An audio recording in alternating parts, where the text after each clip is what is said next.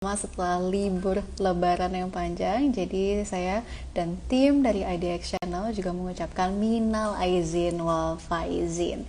Dan senang sekali saya Clara Antawijaya dapat kembali menemani kalian semua nih Sobat Investor siang hari ini di IG Live-nya Break Time IDX Channel, your trustworthy economic business and capital market channel. Dan seperti biasa, kita menghadirkan topik-topik menarik dan juga narasumber-narasumber yang menarik. Dan topik kali ini tentunya yang ditunggu-tunggu nih ya, yang paling di-request.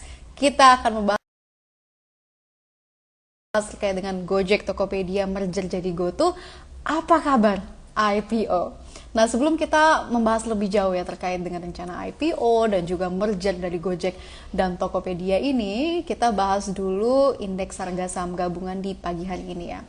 Di pagi hari ini memang indeks harga saham gabungan dibuka di zona hijau, yaitu di level 5.836 ya. Di zona hijaunya, tapi tidak lama-lama saja karena memang setelah beberapa jam kemudian, bahkan masih pukul 12:04, indeks harga saham gabungan sudah terprosok 0,77% ke level 5.788, makin jauh dari level psikologisnya di level 6.000. Dan indeks harga saham gabungan juga sempat menyentuh level tertingginya ya sampai dengan jam 12 ini di level 5.855, tapi juga sempat menyentuh level terendahnya di 5.782.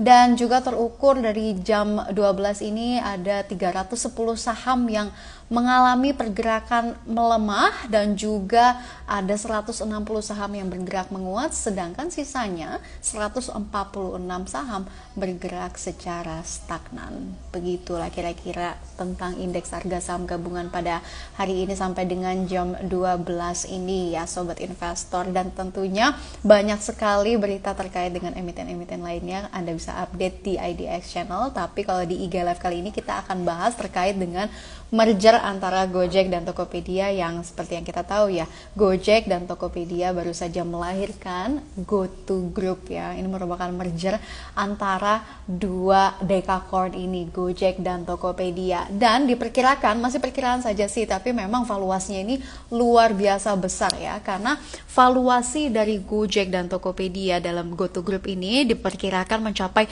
17 miliar dolar Amerika Serikat. Dan kalau misalkan kita konversikan ke dalam rupiah, ini valuasinya bisa mencapai 198 triliun rupiah. Bayangkan ada suatu perusahaan ya, valuasinya 198 triliun rupiah. Dan dengan valuasi ini mengantarkan GoTo Group juga menjadi perusahaan teknologi raksasa terbesar se-Asia Tenggara, mengalahi Grab, di mana Grab memiliki valuasi sekitar 14 miliar dolar Amerika Serikat. Sedangkan GoTo Group hasil dari merger antara Gojek dan Tokopedia ini valuasinya mencapai 17 billion US dollar begitu. Dan setelah aksi merger ini tentunya pasti investor menantikan langkah berikutnya ya. Banyak yang menduga-duga, banyak yang memiliki perspektif bahwa memang kedua dekakorn ini akan melangkah lebih lanjut menuju IPO atau Initial Public Offering atau pencatatan di Bursa Efek Indonesia ya, dalam menggalang dana dari pasar modal Indonesia.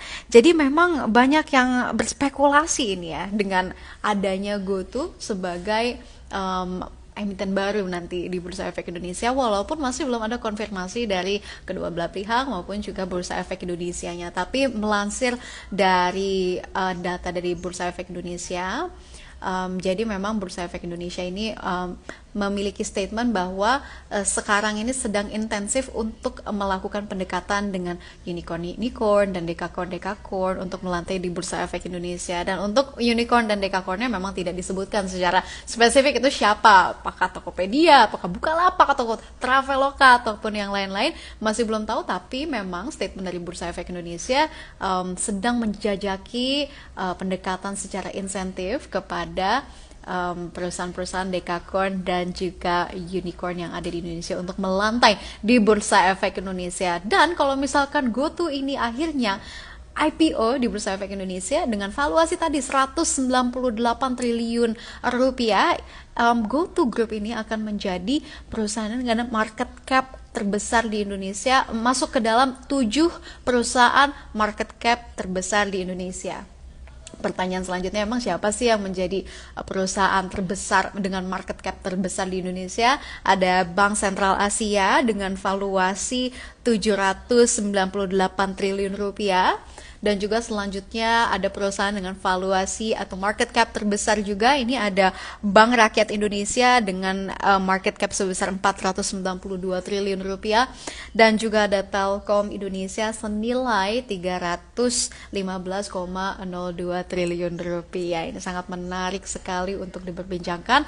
Dan sekarang IG Live kali ini juga kita akan mengundang narasumber yang tentunya memiliki capability untuk membahas terkait dengan isu ini, yaitu adalah Hosiana Evalita Situmorang. Beliau adalah ekonomis PT Panin Sekuritas. Kita akan mengupas isu terkait dengan IPO dari Dekakorn ini. Mbak Hosiana akan tergabung bersama IDX Channel. Sebentar lagi Mbak Hosiana akan tergabung. Baik, Mbak Hosiana, halo. Iya, halo, siang. Siang, Mbak. Apa kabar? Ya, baik, sehat selalu. Iya, Mbak udah makan siang belum, Mbak? Mungkin habis live ya. Oke. Aku nanya gini, soalnya memang topik kita kali ini tuh sangat panas begitu ya kan, merasa energi kayaknya nih karena exciting banget karena banyak sekali sobat investor yang menanti-nantikan sebenarnya ini arahnya kemana gitu ya, apakah ini akan IPO, apakah ini hanya sebatas merger, kalaupun merger juga valuasinya besar sekali, dan juga ini sangat berturut-turut ya dari mulai Telkomsel injek dana ke Gojek, terus Gojek ternyata sekarang disokong oleh Lipo Group dan lain hal sebagainya. Kita akan membahasnya lebih jauh ya Mbak ya pada IG Live kali ini. Ya baik Mbak, jadi seperti yang kita tahu memang isu kedua perusahaan yakni Gojek dan Tokopedia ini juga berembus kencang akan IPO gitu ya di Bursa Efek Indonesia. Kalaupun memang terjadi begitu ya Pak ya, kita analogikan ini keduanya akhirnya melantai di Bursa Efek Indonesia. Apakah ini akan membawa pengaruh positif terhadap pasar modal Indonesia, Mbak? Iya, jadi memang yang paling dicari itu sebenarnya adalah sosok yang bisa menjaga kepercayaan investor kan. Karena kalau kita lihat di tahun 2019-2020 itu kan banyak marak aksi bisa lembaga asuransi yang invest di bursa dan menjadi sengkarut gitu kan. Itu kan cenderung seperti kasus Jiwasraya itu kan jadinya kan cenderung menekan kepercayaan investor kan untuk masuk ke bursa. Betul. Nah, jadi sebenarnya adanya momen GoTo ini diharapkan tuh bisa menarik investor lagi gitu, khususnya investor retail dan juga milenial gitu. Karena kan sebenarnya yang diharapkan adalah semakin banyak investor di domestik. Nah, tapi kalau kita lihat sebenarnya kepercayaan ke depannya sih memang ini ya salah satunya akan sangat didukung oleh si GoTo ini kalau memang afiliasinya itu memang akan benar-benar mau IPO di Indonesia gitu. Terlepas memang adanya potensi mereka mau IPO di mana aja, tapi setidaknya mereka akan IPO di Indonesia gitu. Nah, tadi sih karena kan sebenarnya Gojek dan Tokopedia itu kan dua instansi yang sebenarnya disukai oleh masyarakat kan. Karena kalau kita lihat dengan usernya yang cukup tinggi, jadi sebenarnya sih harapannya itu udah menjadi modal kepercayaan buat investor sendiri gitu. Walaupun memang kalau yang kita tahu kan nanti kalau mau IPO kan instansi itu wajib untuk melaporkan laporan keuangannya kan gitu. Jadi di situ sih nanti apakah dalam menjalankan bisnisnya ini si GoTo ini sudah berhasil memberikan profit gitu dengan valuasi yang kita katakan fantastis ya. Betul sekali. Jadi juga dengan adanya misalkan ya dari GoTo ini akan melantai di Bursa Efek Indonesia, diharapkan juga ini akan menaikkan kepercayaan investor terhadap pasar modal Indonesia. Seperti yang kita tahu memang beberapa waktu yang lalu seperti kasus Jiwasraya dan kasus BUMN lainnya ini sempat mencoreng kinerja dari pasar modal Indonesia, dan semoga IPO dari GoTo nanti, kalau misalkan IPO ya Mbak ya, masih belum tahu kan kita. Iya, Jadi ya semoga itu akan menaikkan kepercayaan investor dalam hal menabung saham begitu ya. Oke, baik Mbak. Kalau misalkan seperti yang melansir dari pernyataan Bursa Efek Indonesia ya, Bursa Efek Indonesia ini sedang intens untuk melakukan pendekatan terhadap unicorn-unicorn dan juga dekakorn-dekakorn yang ada di Indonesia untuk melantai di Bursa Efek Indonesia. Menurut Mbak Hosiana sendiri ya, ini mungkin nggak sih Tokopedia dan Gojek itu sendiri? Coba. Iya, jadi kalau melihat dari pernyataan yang sedang menjajaki, sebenarnya sih arahnya positif Mm-mm. ya. Karena kan sebenarnya biasanya ini kalau udah ada berita di bursa, misalnya ada suatu perusahaan yang mau IPO itu kayak cenderung kurang lebih 1 tahun berjalan tuh benar terrealisasi gitu. Mm-mm. Nah, tapi terlepas dari itu semua sih sebenarnya yang nanti kita lihat adalah ini sih valuasinya sih seberapa menarik gitu. Karena kan pasti sebenarnya akan ada banyak pihak yang bilang valuasinya undervalue atau overvalue, pasti kan akan ada statement seperti itu gitu. Tapi Oke. sebenarnya kalau sebagai investor sih kita kalau misalnya ini tergantung momennya ya, mau short term atau long term gitu. Tapi kalau misalnya Mm-mm. short term kita bisa ikuti saat momen IPO karena kan memang mostly domestik kecenderungannya short term. Tapi sebenarnya Mm-mm. kalau valuasinya ternyata menarik, kita tetap bisa hold hingga long term. Oke, oke, oke. Tapi kalau menurut Mbak Hosiana, dari timing IPO-nya itu sendiri, cocok nggak sih IPO Dekakorn dan Unicorn-Unicorn ini di Bursa Efek Indonesia saat-saat ini begitu Mbak Hosiana? Oh, harusnya sih ini ya cocok ya karena misalnya IPO tuh sebenarnya adalah momen yang nggak terlalu misalnya harus kayak momentum menunggu misalnya habis lebaran atau apa, tapi kan ngelihat Heeh. dari kondisi masyarakat sendiri. Sebenarnya di tengah sekarang Gen Z yang sudah semakin apa ya, semakin Mm-mm. udah lebih cerdas, udah lebih tahu tentang investasi dan juga akses digital gitu. Karena kan sekarang kan digitalisasi kan semakin meluas. Nah, jadi sebenarnya Mm-mm. sih apa ya, ketertarikan akan aspek-aspek digital, khususnya ini perusahaan ini sendiri kan sebenarnya berbasis digital ekonomi kan, baik Gojek dan juga Tokopedia, walaupun memang aktivitasnya juga real gitu, transportasi, makanan, payment dan lainnya gitu.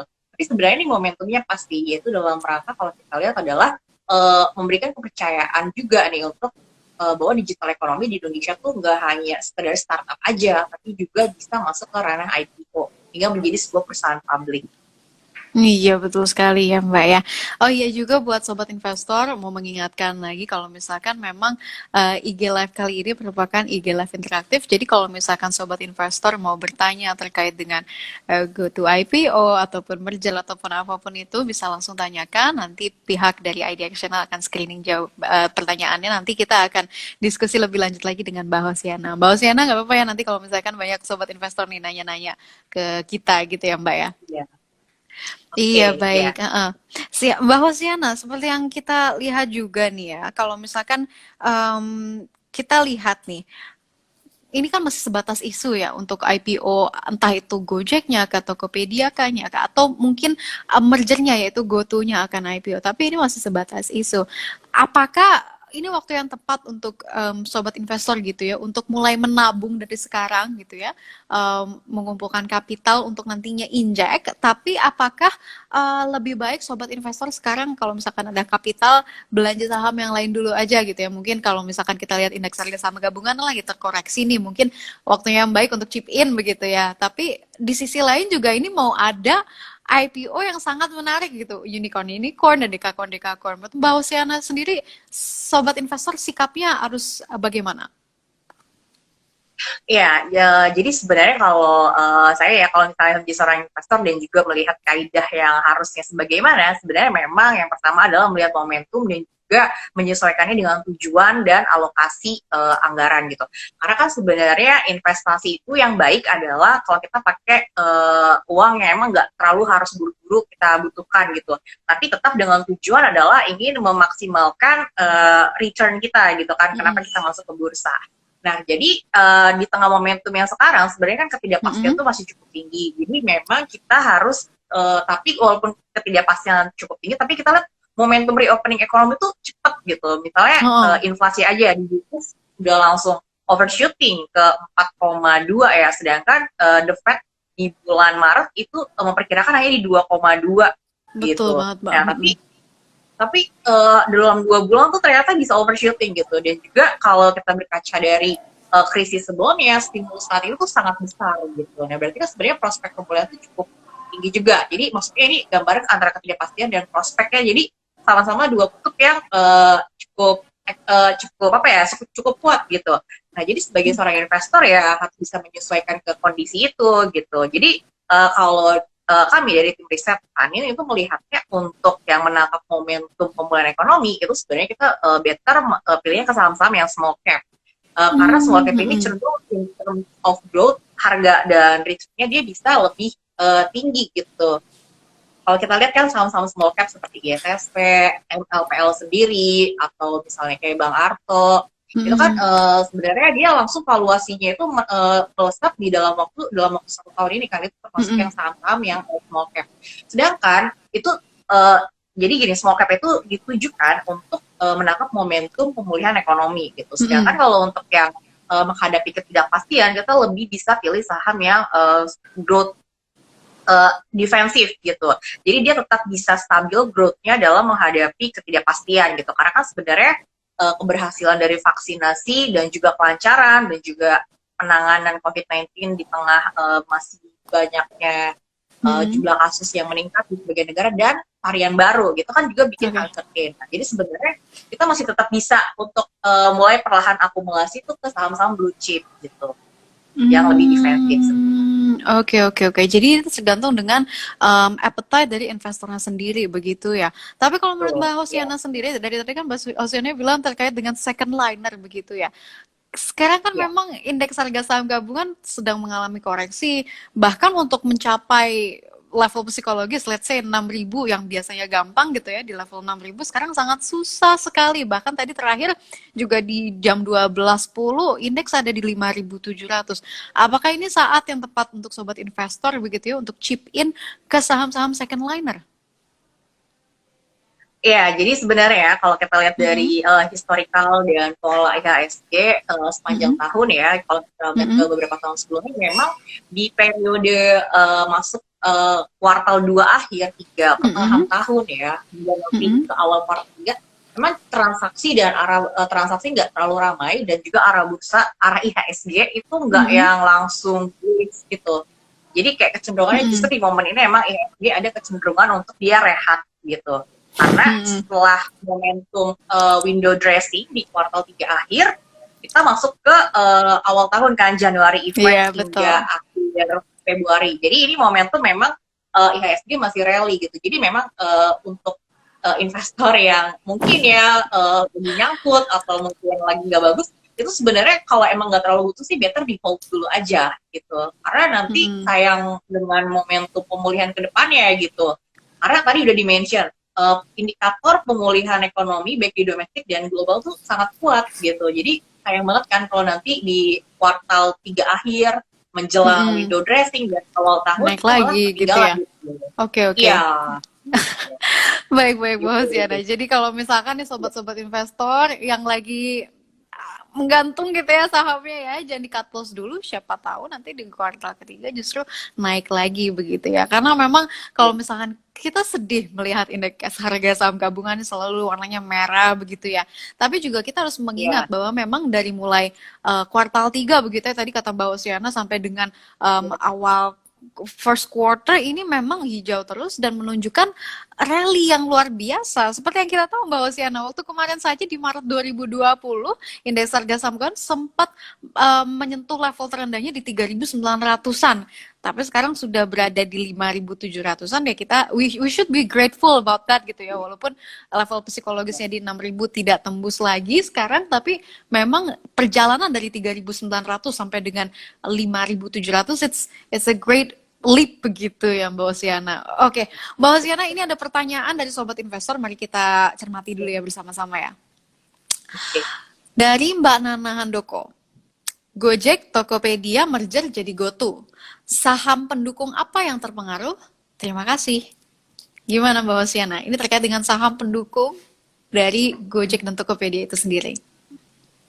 Iya, jadi sebenarnya saham pendukung adalah afiliasi institusi yang terkait dengan si GoTo ini. Nah, kalau kita lihat kan sebenarnya mostly banyak ini ya perusahaan-perusahaan yang justru juga listing di IDX sebagai saham-saham blue chip kan, seperti Astra, Telkom, dan juga ada Gojek Dan juga Gojek sendiri kan juga invest di beberapa saham yang juga perusahaan yang juga listing di IDX kan, kayak Gojek Oke. ke MLPL, Mm-mm. MPPA ya, MPPA, dan juga Bang Arto juga kan. Nah, kalau kita lihat kan harusnya itu menjadi ini juga apa akan terbawa sih. Yang pertama terbawa euforia, tapi secara fundamentalnya sebenarnya kalau kita lihat di saat ini tuh dan di saat ini dan kalau kita melihat optimis ke Mm-mm.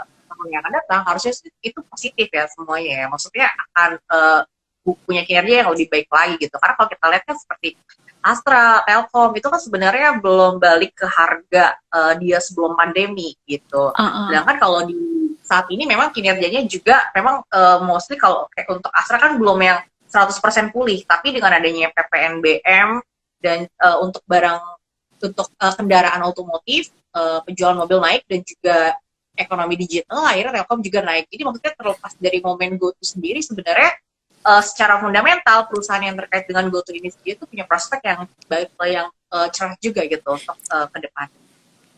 Jadi kalau misalkan kita melihat mungkin secara valuasi bank-bank kayak misalkan Arto begitu ya, Bank Jago dan juga Ya, PL dan pokoknya saham-saham yang memang terseret gitu ya dalam proses GoTo ya, merger ini juga ikut naik. Padahal mungkin kalau secara fundamental tidak begitu bagus, tapi memang terbakar dari momentum saja sepertinya begitu ya, Mbak Oceana ya. betul. Iya, Oke, ya. baik. Dan harus sobat investor bisa melihat, bisa mencermati saham-saham yang lain yang seperti tadi Mbak Husiana bilang ya, seperti Astra Internasional yang sebenarnya harganya masih belum rebound lagi ya Mbak ya, benar juga tuh ya. Walaupun Iya, memang naik, betul. tapi padahal belum ke posisi seperti sebelum pandemi, iya nggak Mbak ya? Betul sekali. Itu sobat investor Iya, ini semoga bisa menjadi masukan ya buat sobat investor untuk iya. mengatur portofolionya. Baik Mbak Husiana, ini masih ada pertanyaan dari sobat investor, mari kita cermati bersama ya. Ada dari Mas Danang Satria. Kak, adakah efek domino dari isu IPO GoTo terhadap saham yang diinvest oleh Gojek? Bagaimana Arto dan MPPA? Wah, ini langsung sebut nama Arto dan MPPA. Gimana Mbak Oceana? Arto dulu deh, Bang Jago nih. Iya, jadi sebenarnya kalau kita mau lihat secara valuasi sih sebenarnya Bang Arto ini cukup berat ya kalau mau jadi Oke. pilihan gitu. Mm-mm. Karena dari price to book value-nya aja udah di atas 60 gitu. Tapi Mm-mm. kita ngelihat ke kalau misalnya kita mau bandingin ke bank buku 4 yang juga masuk ke big Mm-mm. caps ya seperti BRI BRI ya cenderung berat gitu kalau kita mau Mm-mm. pilihnya ke Arto. Tapi kalau misalnya kita mau lihat kayak valuasi bank-bank yang maksudnya Arto ini kan Mm-mm. bisnisnya kan sebenarnya dia bilang kan mau ke konsep bank digital. Mm-mm. Kan ada kemungkinan nanti dia mau support untuk sistem payment sistemnya Gojek gitu kan. Mm-mm. Betul. Jadi sebenarnya sih kalau kita mau lihat dengan pola bisnis dia yang konsepnya ke Mm-mm. arah digital payment, kita harus cari pembandingnya juga yang sama gitu, yang Mm-mm. sama bisnisnya. Karena kalau kayak BCA, BRI Mandiri itu kan lebih ke arah consumer maksudnya consumer credit, work and Oke. investment credit sama Mm-mm. UMKM gitu. Jadi kan beda bisnisnya dengan Arto. Jadi makanya tuh kita Mm-mm. memang agak-agak sulit untuk membandingkannya. Tapi kalau memang untuk kalau ke perbankan sendiri sebenarnya sih kita kalau untuk Arto ini memang udah cenderung agak ketinggalan ya kalau misalnya mau beli sekarang. Tapi kalau Iya, untuk iya. ngeraih momen euforia ini sih masih bisa aja sih. Cuma mungkin nggak akan sefantastis ketika Arto masih di harga 300. Ya, itu udah kelewat jauh ya Mbak Oceana Iya, ya. iya, betul. Iya. Jangan-jangan Mbak Oceana nih yang ngambil Bang Arto waktu 300 nih. Lewat Iya, ya. iya. Kalau misalkan kita lihat nih ya Bang Jago nih, sekarang ada di level 10.300. Kita patut apresiasi Iya, ya, karena awalnya waktu itu cuma 300, sekarang udah di 10.300. iya, Tapi kalau mau chip in sekarang juga seperti yang Mbak Oceana bilang sudah cukup telat iya, ya, karena memang iya, penurunannya ini udah sudah lebih dari 3% nih, 3,74% dalam satu hari. Dibuka di 10.750 Mbak. Sekarang ada di 10.300. Sempat terendahnya di 1.250. Berarti bisa dibilang bahwa investor-investor pada Bank Jago ini sudah melakukan profit taking begitu ya Mbak Oceana ya? iya, betul. Dan Heeh. juga kecenderungannya memang kalau investor yang Mm-mm. melihat newsnya justru udah semakin bergeming, udah booming seperti Mm-mm. ini, itu Oke. justru kecenderungan memang polanya sell on news gitu. Oke, I see, I see. Gitu. Iya, jadi Mm-mm. kayak seperti kita belajar dari pengalaman vaksinasi seperti Kimia Farma, Indofarma. Itu kan Mm-mm. sehari sebelum Pak Presiden Jokowi mau divaksin, itu dia Oke. naiknya signifikan banget kan sampai Mm-mm. sempat menyentuh angka ya. Tapi Betul. saat vaksinasi justru terkoreksi sahamnya Mm-mm. gitu sih. Gitu. Jadi mungkin kalau untuk kita mau misalnya tetap pengen ingin nge-ride moment untuk saham yang terafiliasi dengan GoTo ini sebenarnya sih masih bisa di momen ini, tapi emang jaga-jaga ketika nanti udah beritanya tuh merebak beneran di IPO gitu sih, Mm-mm. beneran merger. Nah, pasti kecenderungannya di situ awal-awal tuh masih ini ya, masih tetap akan naik Mm-mm. karena kan seperti saham-saham IPO kan pasti akan melesat ya, bisa sampai Mm-mm. auto reject atas berminggu-minggu gitu. Nah, tapi sih setelah lewat momen itu ada potensi dia akan ini akan apa ya, bisa masuk auto reject bawah gitu. Tapi kalau kita lihat lagi untuk Arto ya, setelah dia Mm-mm. naik ke 10.000 itu dia mengalami auto reject bawahnya tuh nggak yang lama gitu, nggak seperti kayak beberapa Mm-mm. saham lainnya gitu. Iya, Berarti kan betul. kalau kita berarti investor nih sangat optimis gitu dengan saham-saham yang terafiliasi dengan Gojek dan juga berbasis bisnis digital ekonomi. So we can say that it's about euphoria begitu ya Mbak Oceana ya, dan Iya, juga iya, banyak juga investor yang melakukan sell on news. Jadi buy on euphoria, iya, sell on news begitu Mbak Oceana. iya, Baik, itu tadi pemaparan luar biasa Mbak Oceana ya terkait dengan Bang Jago atau dengan Arto, dan tadi juga sobat investor menanyakan terkait dengan MPPA. Gimana nih Mbak? Masih terafiliasi dengan saham, bukan saham ya, masih terafiliasi dengan aksi merger ini. Bagaimana Mbak Oceana? iya, sebenarnya sih nggak apa-apa kalau masih mau hold MPPA, karena kalau kita lihat secara prospek bisnisnya ya, maksudnya Mm-mm. terlepas dari GoTo sendiri kan, karena GoTo ini kan masih belum ada statement resminya ya, maksudnya Iya, statement betul. resmi apakah dia mau IPO. Tapi kan kalau untuk mergernya udah ya, Mm-mm. maksudnya udah kayak cenderung booming banget, maksudnya udah kayak udah hampir udah pasti gitu kalau kita ngecek di berita. Jadi Mm-mm. sebenarnya potensi dia untuk lebih besar lagi tuh masih terbuka Mm-mm. luas gitu. Oke. Karena belajar dari harga Bang Arto sendiri dari 300 bisa Mm-mm. ke 10.000 ya. Jadi kalau PPA dan MPLPL tuh sebenarnya harganya untuk naik lagi tuh masih ada prospek, dan Mm-mm. juga bisnis MPPA kan dia pengelola dari hypermart gitu kan. Di Mm-mm. mana sebenarnya retail sektor ini diperkirakan ya itu akan Mm-mm. bisa pulih recover signifikan, karena yang pertama masyarakat tuh dari sisi daya beli dan juga Mm-mm. optimismenya tuh udah pulih, karena ada namanya indeks keyakinan konsumen itu per April ini untuk pertama Mm-mm. kalinya sejak bulan April ya atau Juni tahun lalu itu dia di April tahun ini dia baru ke optimis lagi setelah hampir lebih dari 10 bulan dia di zona 10 optimis, artinya bulan. di bawah. Iya. Mm-mm. Nah, jadi kalau kita lihat masyarakat ini cenderung untuk daya belinya juga cukup udah mulai menaik, udah mulai signifikan naik, karena Mm-mm. hypermart itu kan kalau secara ini kita ngeliat secara bisnisnya MPPA dulu ya, terlepas nanti dia Mm-mm. didorong oleh euforia itu ya. Karena kan tadi kalau Mm-mm. hypermart itu kan cenderung kebutuhan primer gitu kan. Nah, Mm-mm. kalau kebutuhan primer di tengah ini momentum masyarakat belanja dan juga Mm-mm. excess saving masyarakat kan cukup tinggi. Oh Jadi ya, baik. momen dia untuk spending tuh juga akan tinggi tinggi juga. Jadi kalau kita lihat sebenarnya Mm. retail sektornya yang potensinya juga bisa recover cukup ini ya, cukup signifikan nantinya di kalau kita lihat sih mulai bulan ini ya hingga ke Mm. depannya gitu. Jadi secara prospek bisnis artinya juga masih menarik. Oke, jadi kalau misalkan MPPA bukan hanya karena ini perusahaan yang terafiliasi begitu ya dengan Iya. adanya Gojek, tapi juga secara bisnis core-nya yang dimana ini merupakan sektor retail begitu, dengan kita bisa melihat ya people purchasing power nowadays itu sangat tinggi begitu ya daripada tahun lalu yang cenderung pesimis. Jadi memang bisnis dari MPPA ini terlepas dari ia adalah perusahaan yang terafiliasi dari Gojek, jadi memang masih menjanjikan gitu ya. Prospeknya ke depan masih oke begitu ya Mbak Osiana. Iya. Oke, Mbak Hosiana. Kalau misalkan kita melihat nih ya dalam keterangan resminya, GoTo memiliki total gross transactions value atau GTV secara grup lebih dari 22 miliar US dollar di 2020, lebih dari 1,8 miliar transaksi pada tahun 2020, dan lebih dari 2 juta mitra driver yang terdaftar pada saat Desember 2020, dan lebih dari 11 juta mitra usaha atau merchants per Desember 2020 juga, dan lebih dari 100 juta pengguna aktif bulanan atau monthly active user, dan memiliki kontribusi sebesar 2% terhadap PDB Indonesia. Bayangkan Mbak ya, bisa ya perusahaan berkontribusi terhadap PDB Indonesia yaitu 2% begitu.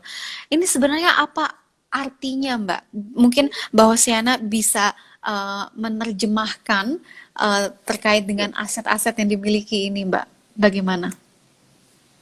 Ya, jadi sebenarnya kalau kita lihat perusahaan ada yang akan ya IPO dengan dia bisa berkontribusi cukup signifikan ya 2% itu signifikan banget.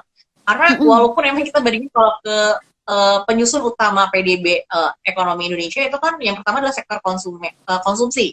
Bukan sektor konsumsi, artinya konsumsi rumah tangga. Konsumsi Betul. rumah tangga itu 56-58%, kemudian ada PMTB dan ekspor dan impor. Tapi kalau kita lihat secara sektor, paling besar tuh sektor industri di 20%. Nah, 2% ini tadi kan di-mention ya, itu kontribusi 2% terhadap PDB. 2% itu setara dengan sektor konstruksi. Ya, kurang lebih konstruksi, kemudian juga pengadaan listrik dan gas, intinya tuh besar banget 2% dari PDB-nya Indonesia yang kurang lebih sekitar 14.000 triliun ya tahun. Berarti 2% itu gede banget sih, itu luar biasa. Nah, kita lihat dari kita coba bandingkan dengan emiten yang juga in terms of kapitalisasi dan juga bisnis yang cukup besar itu seperti saham BCA dan saham Bank Mandiri dan Astra gitu ya. Emiten ini perekonomian mungkin nggak yang terlalu kita belum tahu nih apakah bisa mencapai 2%, tapi kalau kita lihat dari sistemiknya, maksudnya sektor perbankan, sektor otomotif, Astra kan lini bisnisnya banyak ya, ada communication, ada toll dan macam-macam. Iya, jadi kalau kita lihat sebenarnya dengan semakin dia sistemik, sebenarnya investor tuh lebih suka ya, karena kalau kita lihat BCA sendiri kan dari harga sahamnya, kalau kita lihat paling dekat ya dari tahun 2016 deh, itu kan dia di harga 18 ribuan ya, hingga bisa ke 20 ribu, dan sekarang di 36 ribu gitu. Jadi kalau kita lihat sih, kalau nanti si GoTo ini pun benar akan IPO, itu sebenarnya untuk di jangka panjang itu sangat menarik banget gitu. Kalau misalnya kawan-kawan investor tuh bisa berkesempatan memiliki sahamnya gitu, karena seperti mostly saham blue chip dan big caps ya, itu yang dengan dia bisa mencapai valuasi di bursa yang hampir kalau BCA kan 800 triliun ya, sedangkan Bank Mandiri mungkin sekitar 300 triliun. Itu luar biasa besar, dan juga emang bisnisnya mereka se-Indonesia itu juga sangat besar gitu. Jadi kalau nanti GoTo bisa disanding-sandingkan dengan big caps itu sebenarnya potensinya bagus banget gitu untuk kalau kita berkesempatan bisa pegang. Iya benar banget. Tapi tadi aku jadi salah fokus Mbak ya ketika Mbak Oceana bilang di tahun 2016-an justru Bank BCA ini pernah ada di level 18 ribuan. Tahu gitu ya Mbak ya. Di 2016 Mbak.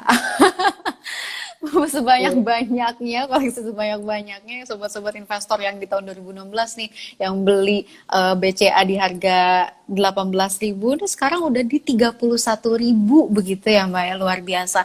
Dan kalau misalkan kita melihat dari secara valuasinya, memang Bank BCA ini merupakan perusahaan paling besar secara market cap-nya begitu ya yang terdaftar di Bursa Efek Indonesia. Jadi memang kalau misalkan kita melihat secara valuasi, ini valuasi teratas masih ditempati oleh Bank Sentral Asia dengan nilai kapitalisasi pasar sebesar 798,82 triliun. Setelah itu ada Bank Mandiri dengan kapitalisasi pasar sebesar 492,07 triliun, dan selanjutnya ada Telkom Indonesia dengan market kapitalisasi sebesar 315 triliun rupiah. Jadi kalau misalkan GoTo ini IPO, dan kita sudah tahu ya valuasi ini besar sekali begitu, dan ini cocok banget untuk yang pengen long term investing begitu ya Mbak Hosiana.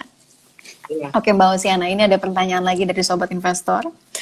Sebenarnya Mbak Hosiana, ini banyak banget pertanyaan yang masuk ke IDX Channel ya terkait dengan merger ini dan IPO ini ya. Kita bisa lihat antusiasmenya, apalagi kalau misalkan beneran IPO ini ya Mbak ya. Pasti ngantri banget, nggak kebayang. Oke. Pasti sih minatnya bisa oversubscribe-nya luar biasa sih. Wah, iya, pasti bisa dipastikan itu ya. Dan juga ini ada pertanyaan dari Sobat Investor. Kira-kira jika GoTo akan IPO, berapa harga awal yang akan ditawarkan? Wah, kira-kira Mbak Hosiana udah ada prediksi belum? Kira-kira harganya di berapa?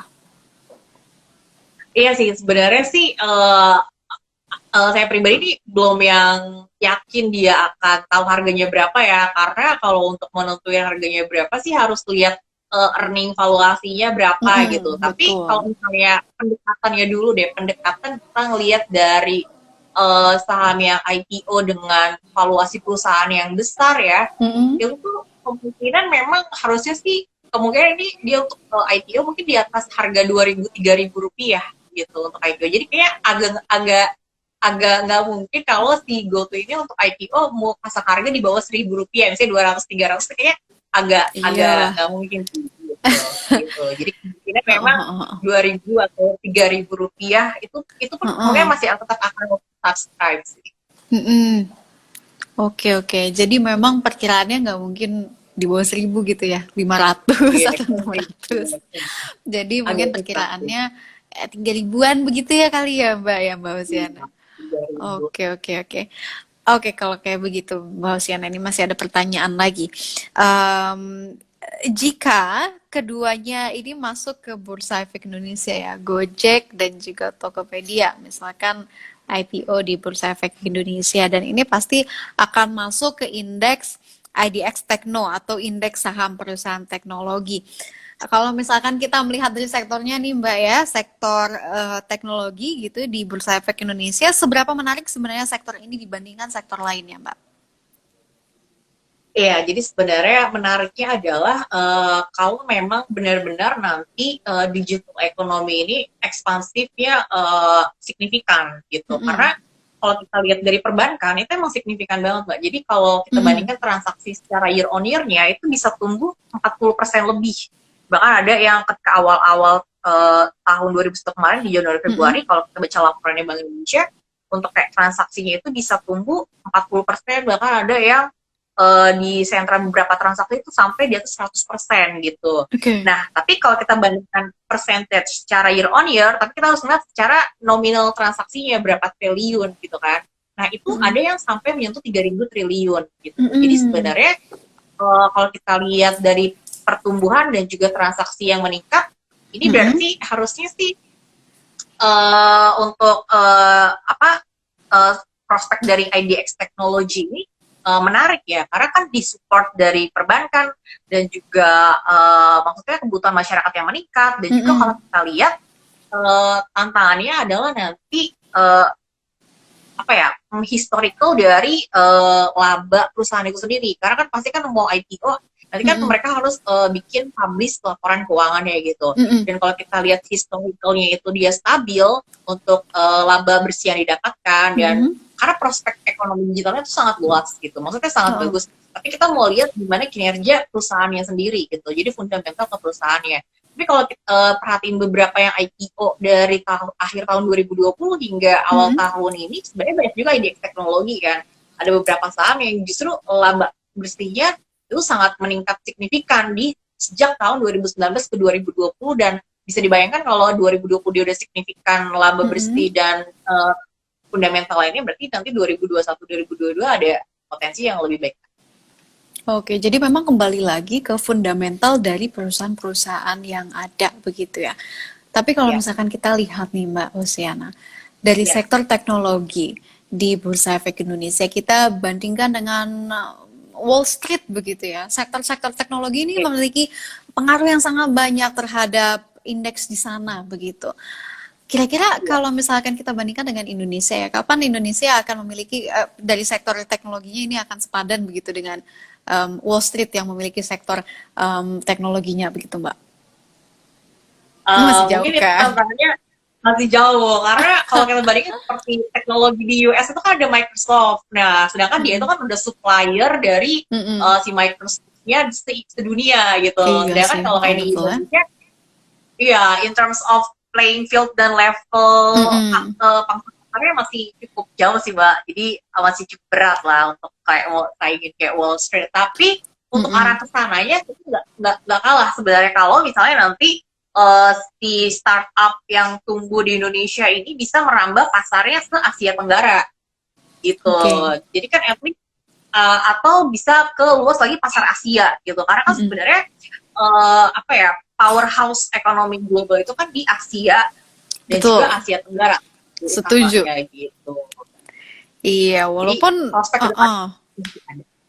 Walaupun memang kita masih sekarang nih kondisi sekarang kita masih kalah gitu dengan Wall Street yang memiliki saham teknologi Iya, yang luar biasa, ada Microsoft, ada Apple dan betul. lain sebagainya. Tapi dengan kita bisa melihat bahwa we are gitu ya, Asia Tenggara ini tuh merupakan engine dari pertumbuhan ekonomi secara global ya. Soon mungkin kita akan bisa membalap gitu ya. Well, the sooner the better ya harusnya Mbak Hosiana. Iya, Oke, oke, iya, Mbak betul. Hosiana. Ini jadi kita sudah tahu juga kalau misalkan antara merger antara Gojek dan Tokopedia menjadi GoTo ini dan banyak sekali investor yang menanti-nantikan aksi setelahnya yaitu IPO begitu ya Mbak. Betul. Dan Iya. apakah dengan mergernya antara Gojek dan Tokopedia ini akan mempermudah mereka untuk masuk ke Bursa Efek Indonesia atau sebenarnya sama-sama saja tanpa merger pun kalau misalkan mereka ada keinginan untuk IPO ya, then IPO begitu. Bagaimana Mbak Hosiana? Sebenarnya sih emang ini kalau kita lihat sih arahnya di pihak GoTo-nya ya, apakah mereka Mm-mm. memang benar-benar tertarik IPO gitu. Karena kalau untuk Mm-mm. investor sih pasti sangat terbuka keinginannya gitu. Karena kalau kita Mm-mm. lihat seperti Astra, Telkom dan juga banyak Mm-mm. pendanaan untuk digital startup sendiri kan juga banyak yang emang udah Oke. invest ke sana gitu. Jadi apalagi untuk investor retail gitu pasti akan menarik. Jadi sebenarnya sih semuanya tergantung ke keputusan si GoTo-nya sendiri. Oh ya, jadi memang balik lagi ke kebijakan dari GoTo-nya itu sendiri. Oke, Mbak Iya. Hosiana, kita tidak terasa sudah berbincang hampir 1 jam terkait dengan Gojek Tokopedia merger jadi GoTo. Apa kabar IPO begitu ya? Kita juga melihat juga Iya. banyak sekali ini antusiasme dari sobat investor terkait dengan hal ini. Dan terima kasih Mbak Hosiana atas penjelasannya. Very concise. I really enjoy our conversation. Terima kasih Mbak Hosiana atas waktunya di ID Channel Job Time kali ini ya. Iya. Jangan lupa makan siang Oke, Mbak.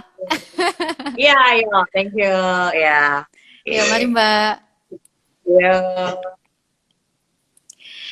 Ya baik Sobat Investor, tidak terasa tadi perbincangan kita tim IDX Channel dengan Mbak Osiana ini terkait dengan mergernya Gojek dan Tokopedia menjadi GoTo. Ini sangat sangat hot begitu ya di media dimanapun ini menjadi perbincangan dan semoga tadi perbincangan tim IDX dengan Mbak Osiana dapat menjadi ilham gitu ya untuk bagi sobat investor yang ada di rumah.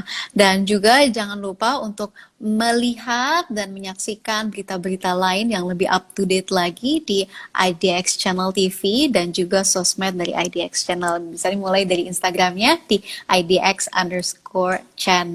Begitu sobat investor. Jadi mengingat waktunya sudah menepi dan sebentar lagi kita harus berpisah, ini saatnya perpisahan.